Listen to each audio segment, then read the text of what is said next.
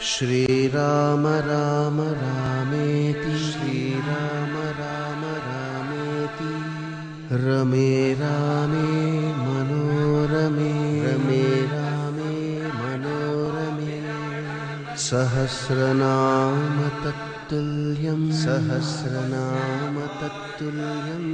रामनाम वरानने रामनाम वरानने।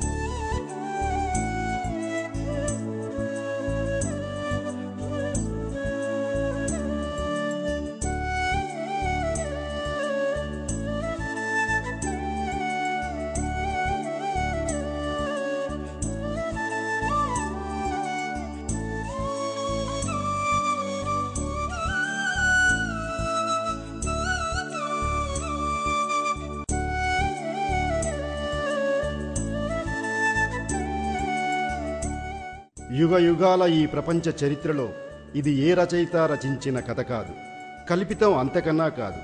ఆంధ్రప్రదేశ్ ఖమ్మం జిల్లాలోని ఎర్రుపాలెం మండలం రాజుల దేవరపాడు గ్రామంలో రమణారెడ్డి అనే ఓ యువకుడు ఎన్నో సేవా కార్యక్రమాలను నిర్వహిస్తూ అందులో భాగంగా మా అమ్మా నాన్న పేరుతో అనాథ వృద్ధాశ్రమం నిర్మించి అనాథ వృద్ధుల సంరక్షణ తన జీవిత గమనంగా కొనసాగిస్తున్న యథార్థం మీరు చూడబోతున్న ఈ ఆదర్శం.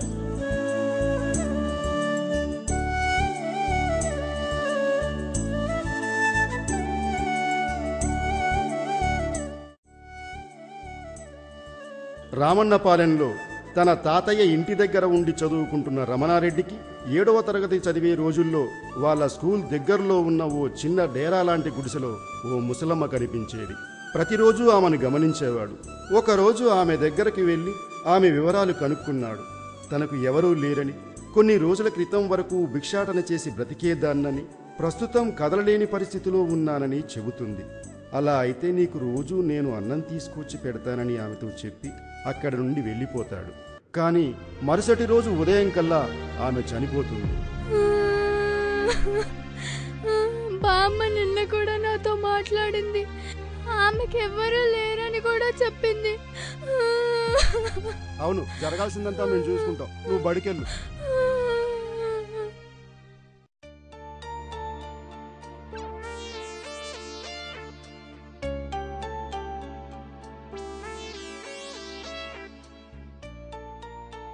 ఏమైందిరా, బడికెళ్ళలేదా? ఏమైందిరా, జ్వరమేమన్నా వచ్చిందా ఏంది?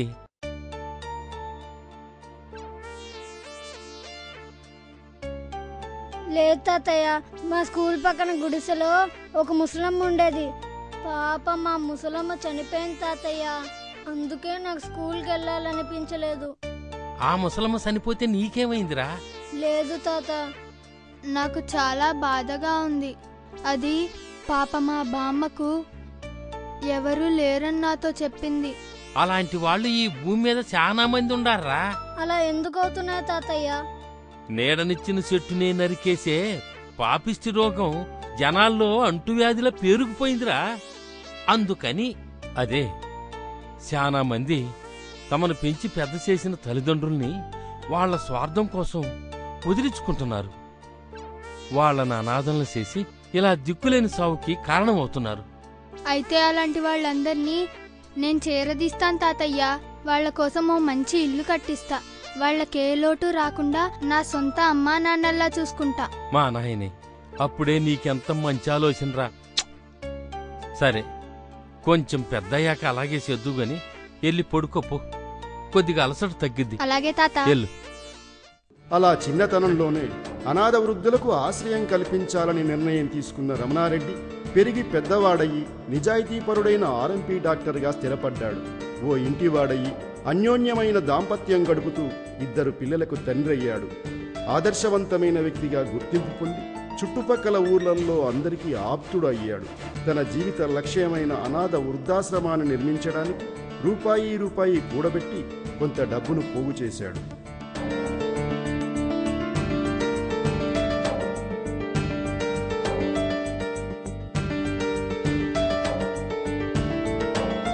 తొందరలోనే తన ఆశయాన్ని నెరవేర్చడానికి సిద్ధపడుతున్న సమయంలో తనను విధి తన కూతురి గుండె జబ్బు రూపంలో వెక్కిరించింది. డబ్బు మొత్తం ఖర్చు అయ్యి కొంత అప్పులపాలు అయినా ఫలితం దక్కలేదు. ఇంకా పూర్తిగా బలం పుంజుకోకముందే జబ్బుపాలు అయిన ఆ చిన్ని గుండె ఒత్తిడిని తట్టుకోలేక ఆగిపోయింది. రమణారెడ్డి కుటుంబాన్ని శోక సముద్రంలో ముంచింది.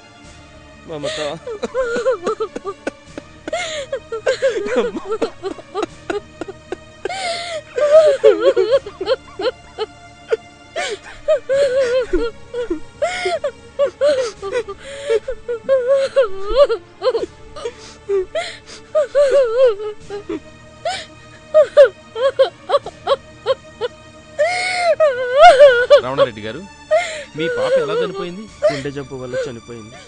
మరి ప్రభుత్వం నుంచి మీకు ఎటువంటి సహాయం అందలేదా? లేదండి, ప్రయత్నం చేశాం కానీ అందలేదు. సొంత డబ్బుతోటే వైద్యం చేయించాం, అయినా మా పాప మాకు దక్కలేదు. క్షమించండి రమణారెడ్డి గారు, పేపర్ న్యూస్ కోసం మిమ్మల్ని ఈ సమయంలో కూడా ఇబ్బంది పెట్టాల్సి వచ్చింది. పర్వాలేదు సార్, ముందు ముందు నాలా ఎవరూ బాధపడకుండా అవయవదానం గురించి మీ పేపర్లో రాయండి. అది ప్రచారం జరిగితే కొంతైనా మేలు జరిగే అవకాశం ఉంది.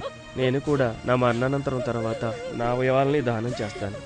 దాన్ని ప్రజల్లోకి తీసుకెళ్లి అవగాహన కల్పిస్తాను. సరేనండి, వస్తాం. అలా కూతురి మరణంతో తన ఆశయ సాధనకు కొంత ఆటంకం ఏర్పడింది. సందిగ్ధంలో పడ్డ రమణారెడ్డికి మలేషియాలో మంచి జాబ్ వేకెన్సీ ఉందని తెలిసింది. తనకున్న అప్పులు తీరాలన్నా, తన లక్ష్యం నెరవేరాలన్నా డబ్బు చాలా అవసరం. అందుకు కొంతకాలం అక్కడ ఉద్యోగం చేసి రావాలని అనుకున్నాడు. ఆ విషయం తన భార్యతో చర్చించాడు. పాప చనిపోయిన కొద్ది రోజుల్లోనే కుటుంబాన్ని వదిలి దూరంగా వెళ్లటం బాధగా అనిపించినా ఆమె అందించిన మనోధైర్యంతో మలేషియా బయలుదేరాడు.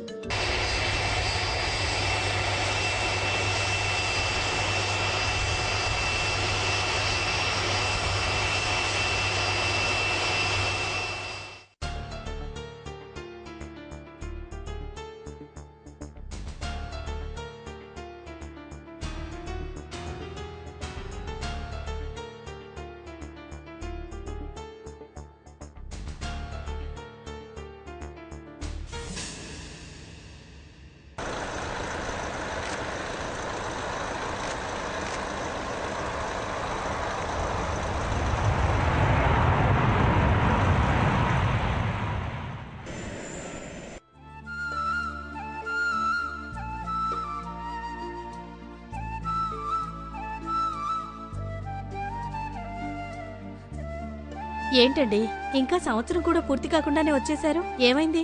మీ ఆరోగ్యం బాగానే ఉంది కదా? ఆరోగ్యం బాగానే ఉంది, కానీ అక్కడ పరిస్థితులు ఎంతగా బాగోలేదు. ఏమైందండి? నాకేం కాలేదు. నా ఉద్యోగం కూడా బాగానే ఉంది, జీతం కూడా బాగానే వస్తుంది. కానీ నాలాగా మన దేశం నుంచి వచ్చిన వాళ్ళు అక్కడ మధ్య దళారుల చేతిలో మోసపోయి ఇబ్బందులు పడుతున్నారు. అందులో మీకు ఇబ్బందే ఉంది? ఇబ్బంది ఏమి లేదు, కానీ నేను సంపాదించిన డబ్బంతా అలా ఇబ్బంది పడ్డ వాళ్ళ కోసం ఖర్చు చేశాను.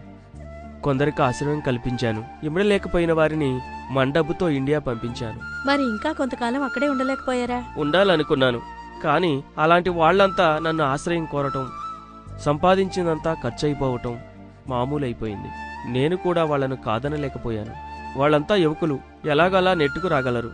కానీ నా జీవిత ఆశయమైన అనాథ వృద్ధుల ఆశ్రమం నిర్మించటం అక్కడ ఉంటే సాధ్యపడేలా లేదు.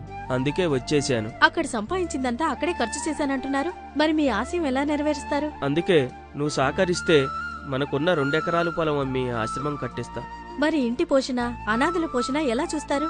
మళ్ళీ ప్రాక్టీస్ పెట్టి వైద్యం చేసి అందరం బతుకుదాం. ఇప్పటికే ఆశ్రయం కట్టించాలనే విషయం చాలా లేట్ అయిపోయింది. నాకెటువంటి అభ్యంతరమూ లేదండి, కానీ మీకే కష్టం అవుతుందేమోనని నాకు భయంగా ఉంది. వస్తూనే నిర్ణయం తీసుకున్నాను దుర్గా. అవసరమైతే ఇంకా కొంతమంది పెద్దల సహాయం కూడా తీసుకుందాం. మీరు తిరిగి రావడం, ఇలా నిర్ణయం తీసుకోవడం నాకు కూడా ఆనందంగానే ఉందండి. మనసులో ఒక ఆశయాన్ని పెట్టుకుని అది వాయిదా వేసుకుంటూ రావడం కూడా అంత మంచిది కాదు. అంతా మంచి జరుగుతుంది. మీరు అనుకున్నదే చెయ్యండి. ముందు వెళ్లి స్నానం చేసి రండి, భోజనం వడ్డిస్తాను. నిజంగా నీలాంటి భార్య దొరకటం నా అదృష్టం. పొగడ్తల తర్వాత పొగుడుదురు గాని ముందు వెళ్లి స్నానం చేసి రండి. అలాగే.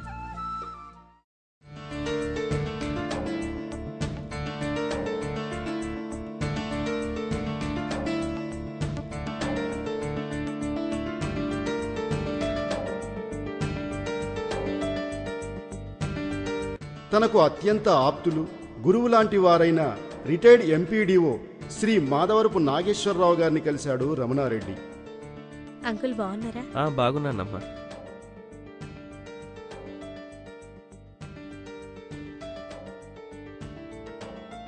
తన జీవిత ఆశయమైన అనాథ వృద్ధుల ఆశ్రమ నిర్మాణం గురించి చెప్పి సహకారం అడిగాడు.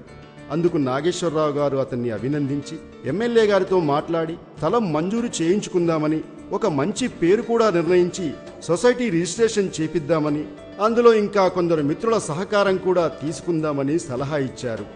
ఎల్లవేళలా తనకు తోడుగా ఉంటామని, ధైర్యంగా ముందడుగు వేయమని ప్రోత్సహించారు. నాగేశ్వరరావు గారు అందించిన ప్రోత్సాహంతో ఎమ్మెల్యే గారి సహకారంతో మంజూరు చేయించిన స్థలంలో ఆశ్రమ నిర్మాణాన్ని ప్రారంభించాడు రమణారెడ్డి.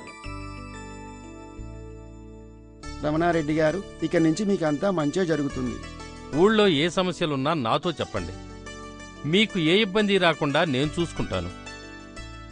మీకు ఎటువంటి ఇబ్బంది ఉండదు. ఎన్నికలొస్తున్నాయి కాబట్టి మీరందరూ కూడా ఎవరి మాటలు వినకుండా మన పార్టీకే ఓటేసేటట్టుగా మీ అందరూ కూడా మన పార్టీని గెలిపించేటట్టుగా ముందుకు పోవాల్సిన అవసరం ఉంది. నమస్తే.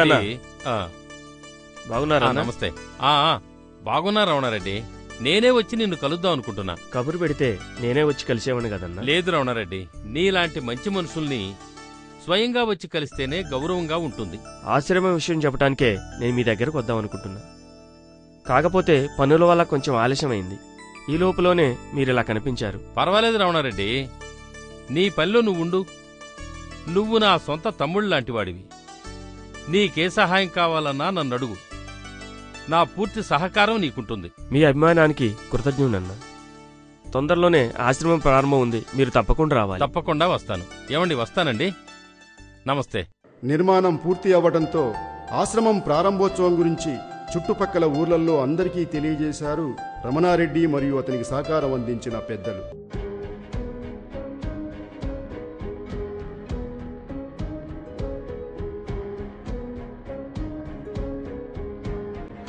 ఎమ్మెల్యే గారితో అనాథ ఆశ్రమ భవనాన్ని ప్రారంభోత్సవం చేయించాడు.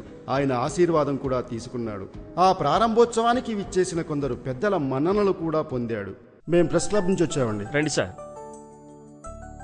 రమణారెడ్డి గారు, మీరు ఈ ఆశ్రమాన్ని స్వచ్ఛందంగా నిర్వహిస్తారా లేక పేయింగ్ పద్ధతిలో నడిపిస్తారా?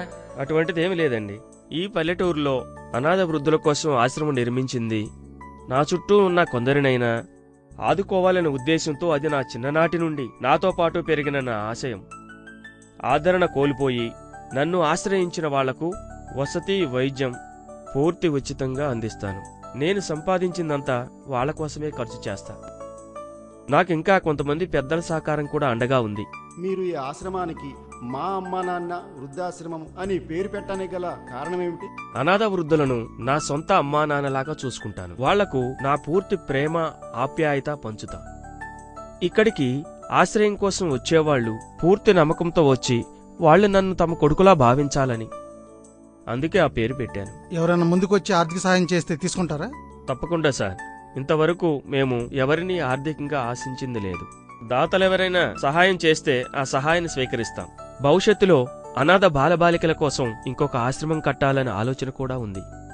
మంచిదండి, మీ ఆశయం సంపూర్ణం కావాలని మేము కోరుకుంటున్నాం. మానవ సంబంధాలను ఆర్థిక సంబంధాలు అవుతున్న ఈ దశలో మీరు చేపట్టినటువంటి బృహత్తరమైన లక్ష్యాన్ని మేమంతా అభినందిస్తున్నాం. మా ప్రెస్ తరఫున నిరంతరం మీకు సహకరిస్తామని చెప్పి హామీ ఇస్తున్నాం. మంచిదండి. Thank you sir.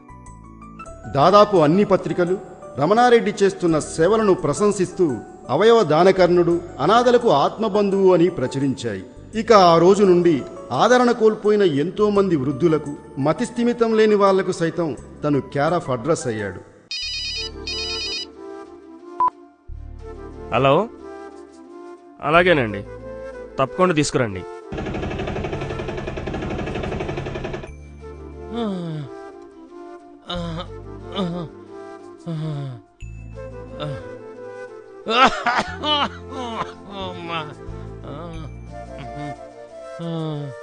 అతనికి ఎవరూ లేరు, అందుకే తీసుకొచ్చాం. పర్వాలేదు, కానీ మా దగ్గర చనిపోతే మెడికల్ కాలేజీకి ఇస్తున్నాం.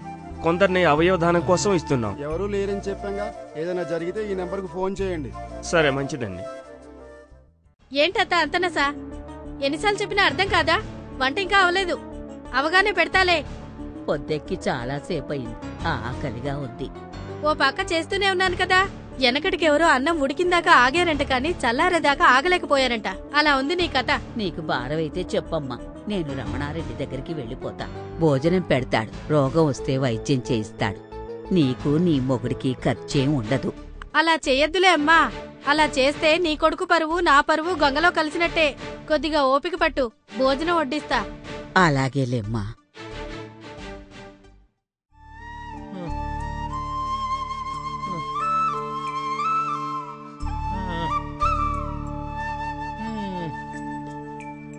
అమ్మా అయ్యా,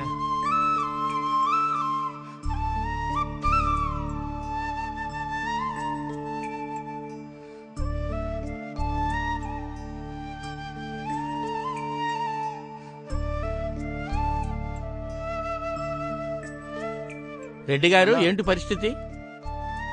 వీళ్ళ పరిస్థితి కొంచెం విషమంగా ఉంది సార్. పెద్ద డాక్టర్లను కూడా సంప్రదించాను, అయినా ప్రమాదకరంగానే ఉందన్నారు. కొంచెం సీరియస్ అన్నారు సార్. వాళ్ళు చాలా పెద్ద వయసు వాళ్ళు, ఎక్కువ రిస్క్ తీసుకుని ఇక్కడ ఉంచొద్దు. అవసరమైతే రేపు హైదరాబాద్ తీసుకుపోవడం మంచిది. రేపు హైదరాబాద్ తీసుకుపోదాం. సరే సార్. సరే, నేను వెళ్ళొస్తాను. ఏమైనా అవసరం అయితే ఫోన్ చేయండి. అలాగే సార్, మంచిదండి. శ్రీనివాస్, మనం వెళ్దాం పదా. సరే పదండి సార్.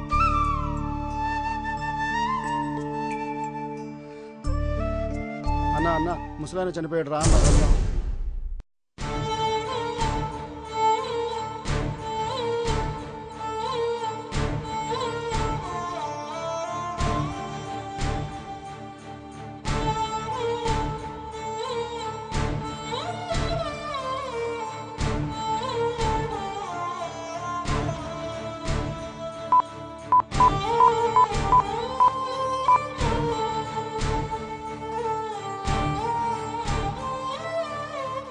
ఎప్పుడు జరిగింది రెడ్డి గారు? రోజే జరిగింది సార్.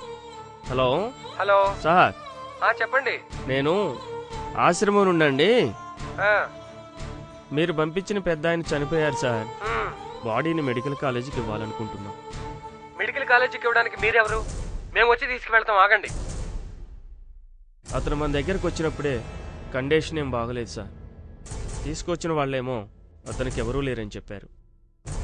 నేనేమో అవయవదానం కోసం మెడికల్ కాలేజీకి ఫోన్ చేశాను. వాళ్ళేమో ఇప్పుడు మేమున్నాం, తీసుకెళ్ళటానికి వస్తున్నాం అంటున్నారు సార్. రాని అన్న, ఎలా తీసుకెళ్తారో చూద్దాం. రమణారెడ్డి అంటే మీరేనా? అవునండి. చనిపోయిన మా మనిషిని అప్పు చెప్తే తీసుకెళ్తాం. ఆయన మీకేమవుతారండి? అతను మాకు మాంగారు అవుతారు. అతన్ని తీసుకొచ్చినప్పుడు అతనికి అయిన వాళ్ళు ఎవరు లేరని చెప్పారు మాకు. అది మాకు తెలియకుండా జరిగిపోయిందండి. మేము ఈ శవాన్ని ఇవ్వటం కుదరదు, మెడికల్ కాలేజీకి ఇస్తాం. మా పర్మిషన్ లేకుండా ఇవ్వడానికి మీరెవరు? బ్రతికుండగా అతని గురించి ఎవరు పట్టించుకోలేదు, చనిపోయిన తర్వాత కావాలే. ఇదేమన్నా మానవత్వంగా ఉందా? ఇది పద్ధతేనా? వాదనలు వద్దండి. వాదన కాదన్నా, వాస్తవం. ఏం మనుషులన్నా వీళ్ళు. గొడవెందుకులే, ఇంతటితో ఆపండి. మీరు తీసుకెళ్ళండి.